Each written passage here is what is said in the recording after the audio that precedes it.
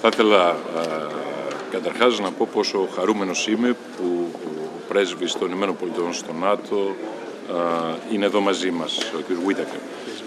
Είναι μια μεγάλη ευκαιρία και να ανταλλάξουμε απόψεις για την κατάσταση, αλλά επίσης και να συζητήσουμε το θέμα της ελληνικής συμμετοχής στο ΝΑΤΟ, το τι ρόλο έχουμε στην συμμαχία, τι ρόλο μπορεί να παίξει η συμμαχία για την σταθερότητα, για την ασφάλεια στην Ανατολική Μεσόγειο. Από εκεί και πέρα όμως, όπως ξέρετε, είναι μια μέρα πάλι σημαντική. Είχαμε την κατάρριψη των βαλιστικών πυράβλων από την ελληνική συστοιχία Patriot, η οποία προστατεύει οι εγκαταστάσεις Aramco στη Σαουδική Αραβία. Κατά την άποψή μου, το είπα και το ξαναλέω, όχι μόνο αυτό, έτσι προστατεύεται το επίπεδο ζωής των Ευρωπαίων και των Έλληνων πολιτών. Η διαρκής αύξηση της τιμής του πετρελαίου, η οποία θα συνεχίσει όσο καταστρέφονται εγκαταστάσεις άντλησης και επεξεργασίας πετρελαίου ή φυσικού αερίου, βλάπτει την καθημερινότητα και του Έλληνα πολίτη, και του Ευρωπαίου και του Έλληνα πολίτη και κάθε πολίτη στον κόσμο, πρέπει να πει. Πάλι τελειώντας, θέλω να πω ότι είναι μεγάλη μου χαρά να βρίσκομαι για άλλη μια φορά στην Αλεξανδρούπολη. Ξέρετε ότι είμαι επίτιμος δημότης της πόλης, είναι η μόνη πόλη στην οποία είμαι επίτιμος δημότης και όπως ξέρετε η συμφωνία που έβαλε την Αλεξανδρούπολη στο γεωπολιτικό χάρτη, η συμφωνία μας με τις Ηνωμένες Πολιτείες, η MDCA, φέρει την υπογραφή μου. Ευχαριστώ πολύ. And stability. Please join me to welcome both the Minister and the Ambassador. I will kindly ask Mr. Karatarakis to join me here to chair the discussion.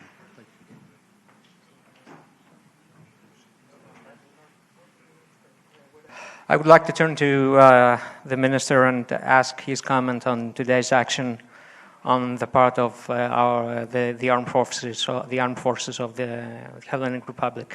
Your comment, sir. Well, first of all, we are there. We are in the Kingdom of Saudi Arabia, invited by the Saudi government under a treaty between us and the Kingdom of Saudi Arabia, which bears my signature. So I'm very proud for what we're doing, and what we're doing in the Kingdom is protecting every citizen in the European Union and every citizen of the world, in the sense that price of oil and price of gas is essential for a living. And everybody understands that if all oil drilling facilities are being destroyed and all gas drilling facilities are being destroyed, what will happen in the world? We'll go back to the Stone Age. And on the other hand, what Iran is doing by targeting indiscriminately countries around the world is creating a crisis for all of us. It creates a crisis for the Greek citizen here in Alexandroupolis when he goes to the supermarket or when he goes to the pump to fill his car with gasoline. So the Greek battery there protects a friendly country under a treaty, but also protects the level of everyday life of the Greek citizen and the European citizen. And last but not least, it proves the level of the efficiency of the Greek armed forces. And I'm proud for the Greek armed forces, I have to say that. So, I'm not going to say I'm happy, because one is not happy during times of war. But I have to say I'm quite proud. Thank you, Minister. Thank you. That's a very thoughtful answer. I'm going to turn to Minister Dendya. You recently had the opportunity last year, actually, to oversee the military exercise Good Omen, which included UAVs developed by the Hellenic Center for Defense Innovation. So, my question is, do you see drones as a tool for the future, which I believe that you do, but let me hear it from you. And second of all, what types of other armaments do you think that we can develop in terms of protecting the sovereignty of Greece? Well, I'll take it from where the ambassador has left it, and of course I will use this opportunity to thank him profoundly for the very kind words he said about Greece, but also for his own role in NATO and his own role in keeping the alliance together, and his own role in leading the modernization of the alliance. the new era NATO. And why am I speaking about the new era NATO, as the ambassador has done before me? Well, ladies and gentlemen, let me honest and frank to you. We are living in times of a revolution. Everything has to change. If we want to protect ourselves, if we want to keep our societies safe, we have to change everything. Modern warfare, and the ambassador knows it better than anybody else in this room, modern warfare has nothing to do with what we used to know. Big platforms, big impressive tanks, big impressive armored vehicles, lots of soldiers in a limited space. This is a recipe for disaster. I was in London 2 days ago, and I had the opportunity to meet General Valery Zaluzhny. Maybe you don't know who that is, but he's the Ukrainian general that stopped the Russian invasion. He was leading the Ukrainian armed forces for 3 years. And we had a long discussion. Well, I'm a lawyer, by the way. He is a general, not pretend that I know in detail how to lead an army. But the discussion was very impressive because he showed to me how you put a modern army on the field in order for you to be able to stop a much bigger adversary. But you do that through innovation, through innovative solutions, not just drones per se, but a holistic approach according to which you use all 5 levels: sea, land, air, space, cyber. Everything is included, and unless you have that holistic approach, you cannot be successful. And in order to defend our country, and in order to defend Europe, and in order to defend the democratic modern world, and in order to defend the NATO space and the NATO airspace, we have to do exactly that. We have to modernize. We have to change our way of thinking. So, in your question, that's what we have to do. And exercises like the one you're kind enough to mention, by the way, took place just 100 kilometers from here, and would have loved if Ambassador Whitaker would have the opportunity sometime in the future and come and be present in that kind of exercises. That's why I mentioned it, sir. Yeah. It will shows how a private enterprise could produce systems that can be used by the military in the modern sense. That is not just buy a huge number and stock them and keep them there up to a time that you may need them, but create production capacity and create also the capacity to change those platforms on the field, on the spot, change the software, change the solution, change the way they interact. We are trying to go towards that new approach. We are calling it Achilles' shield, from the mythological shield of Achilles, because exactly that shield has 5 different levels. I mentioned them before to you. So, to cut a long story short, that's what we have to do. Modernize, modernize, modernize. But unless we do that, we are not safe. Because if we don't do it, other forces will do it.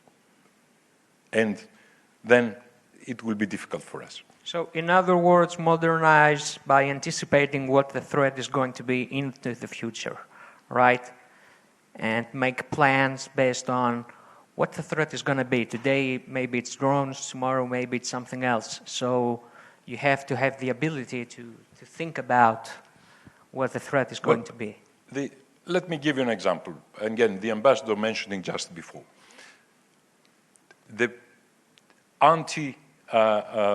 defense we have to create from threats, let's call them threats from the air. It could be drones, it could be airplanes, it could be missiles, it could be ballistic missiles.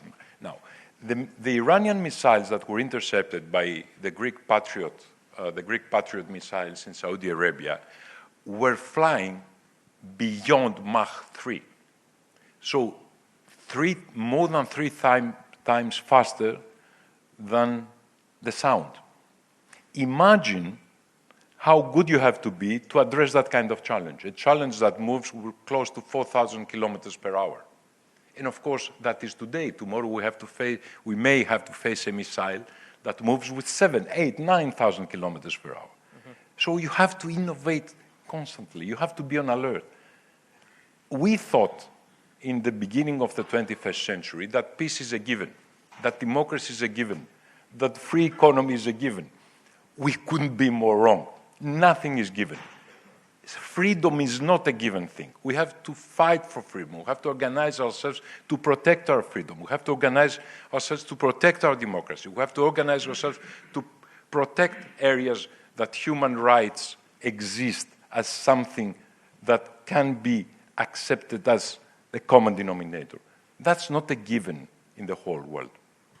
Thank you very much, Minister. So my question is, do you see Greece becoming an exporter of military technology for its allies? Not just protecting allies through existing systems like the Patriot system that protects Bulgaria and the 2 F-16s located in the northern Greece, but as an exporter of other potential military equipment?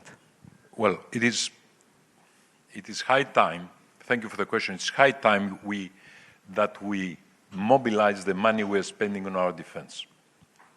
And I'm speaking about Greece, but also I'm speaking about the world in the sense that money spent for our defense create, of course, security. That's number one for our people, but also, if done properly, could create growth, could create jobs, could create innovation. Modern defense usually uses technology that could be of dual use. That means that could be also used in civil life.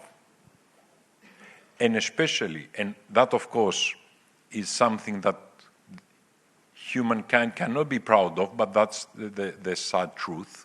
Wars usually are the periods in which new technologies and new solutions, innovative solutions, when being brought into existence.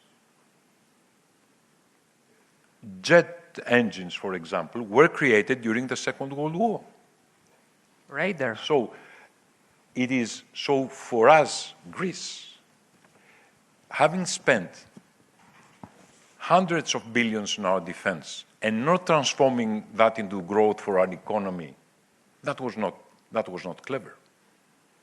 And what we're trying to do now, what this government is trying to do now, is through the Hellenic Defense Innovation Center, is to create an entity that could transform the need to create innovative solutions for our military and for our defense into also solutions of growth and of employment in our economic life. And of course, this is exportable. But not in the old sense of exporting, but in the sense of cooperating in a bigger market, sharing new ideas, being able to find easily the capital needed for that, because CapEx expenditure is also important, and also be able to produce solutions for the security problems of other allies as well. Bulgaria is one, but there are other countries in the region. For example, Kentavros, the anti-drone system we're very proud of. It could be shared. And maybe other countries around the region could help us make it even better than it is. So that's what we're trying to do. Also, if you allow me one small comment on what the ambassador said. I'm very thankful to him because he realizes from what he said the important part that Alexandroupolis is playing. Alexandroupolis was brought into the NATO map in 2019 when, in my then capacity as foreign minister, I signed with Mike Pompeo during the Trump 1 administration our MDCA agreement, the Mutual Defense Agreement with the United States of America. At that time, ladies and gentlemen, it looked awkward even if you go to a NATO ministerial in 2015, for example, and you talk about Alexandroupolis, none of the other ministers would, you know what you would be talking about. They wouldn't be able to place it in the map. Now everybody knows where Alexandroupolis is. And that is not because they have become better at geography. Alexandroupolis is a modern answer to the old problem. What is the old problem? The old problem is choke points around the world geography, points which you have to go through in order to keep connected. And the Straits of Bosporus is such a choke point because of its geography.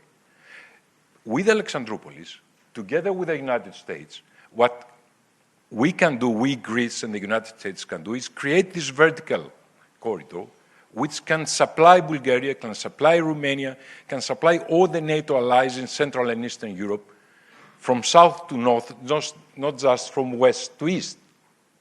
And that is huge. Winston Churchill was fighting in the First World War exactly to solve this problem.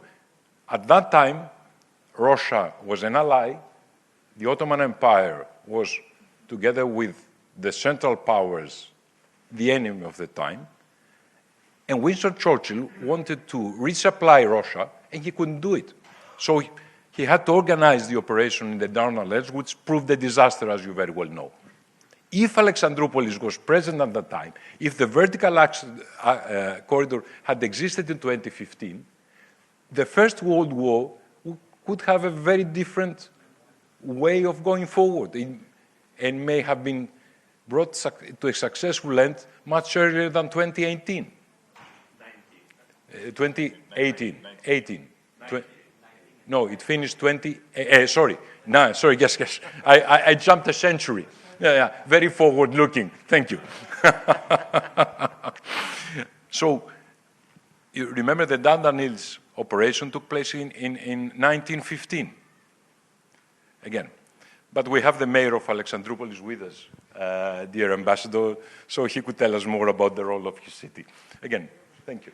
Thank you, Minister. Minister Dendias, the Prime Minister was in Brussels today, and he spoke about the crisis in the Middle East and the war in Iran. And he mentioned that one of the things that we don't want to see happening again is the influx of immigrants in our country, like it happened in 2015, 2016. You've been very forward-thinking towards addressing these threats. So are you confident that we're going to be able to thwart any threat from our neighbor and ally in NATO? Well, I have to say, for me, irregular migration is an old question.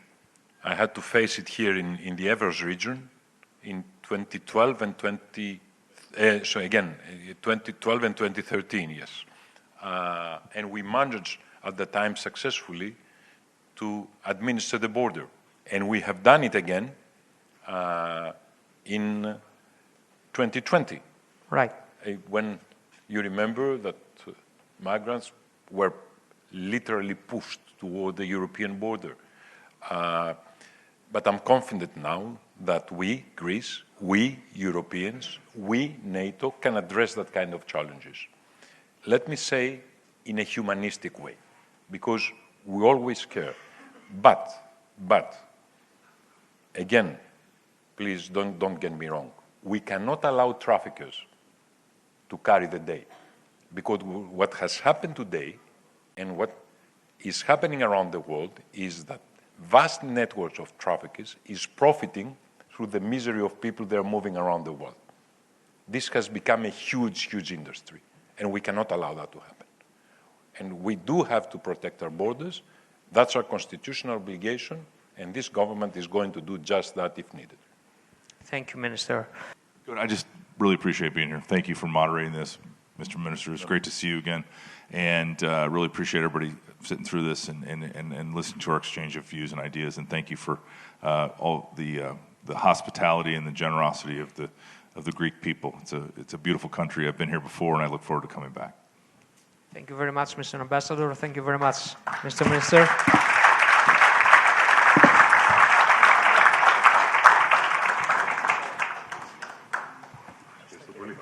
Ευχαριστώ.